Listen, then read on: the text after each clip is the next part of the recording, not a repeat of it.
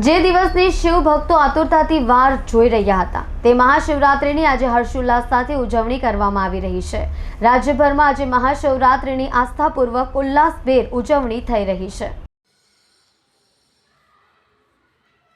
વહેલી સવારથી જ ભક્તો શિવ મંદિરોમાં દર્શનાર્થે ઉમટી રહ્યા છે। શિવ મંદિરોમાં આજે લઘુરુદ્ર, મહામૃત્યુંજય યજ્ઞ સહિતના વિશિષ્ટ આયોજનો કરાયા છે।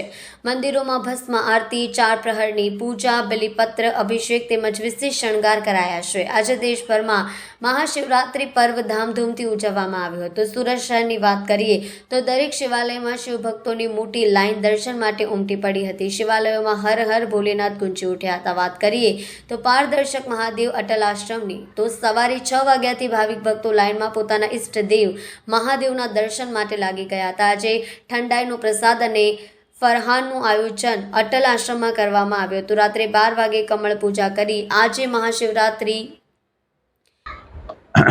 અટલ આશ્રમ પારદેશ્વર મહાદેવ મંदिर आज शिवरात्रि महापर्व महंत श्री बटुगिरी जी सूरत।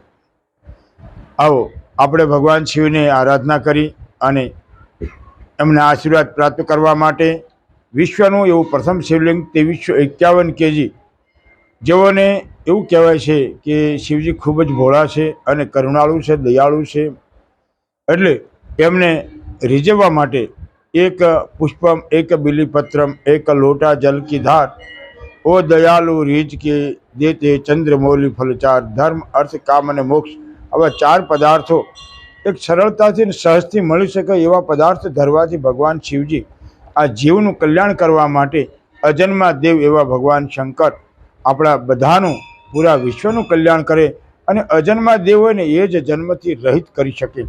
હરેક જીવ જે ભગવાન શિવની આરાધના કરે છે શેના માટે? આવાગમનના ફેરાવામાંથી મુક્ત થવા માટે।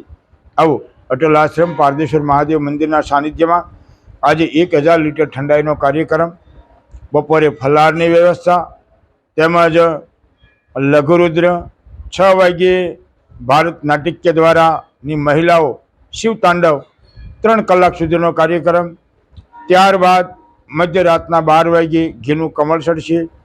6 થી 9 વાગ્યા થી 10 વાગ્યા સુધી સાંજના તે પાકી ભોજનની વ્યવસ્થા કરેલી છે।